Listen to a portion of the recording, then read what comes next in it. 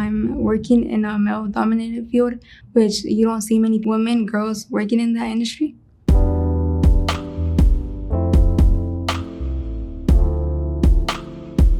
Graduating means a lot to my family.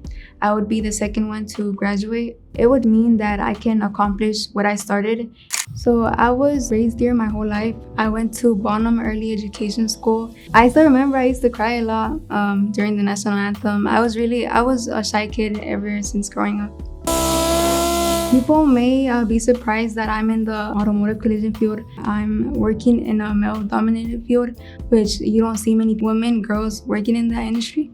It was just this random day I was watching with my dad a series on Netflix, and it was mainly of a group of people that were flipping cars over, restoring them, and that's where I saw myself. For me, it's really amazing how a car comes in all crashed, all destroyed, and then you can make it to where it is, I guess, brand new. It makes me feel good. A moment I'm more proud of this year was being able to get an internship at Sewell Collision Center of Dallas, where I got the experience that I needed. The internship, being at work and studying at the same time, is really draining.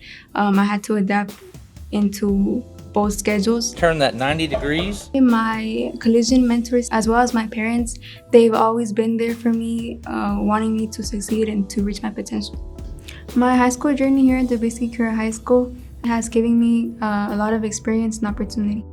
After graduation, I plan on sticking where I'm intern at Sewell Collision Center of Dallas, and I want to keep on building my skills. I hope to make people change their minds into seeing women into the male industry field.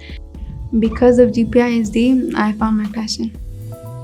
If you're trying to get into a door and you keep on knocking and it doesn't open, to not worry. Eventually, keep on knocking on that door and it will eventually just open up.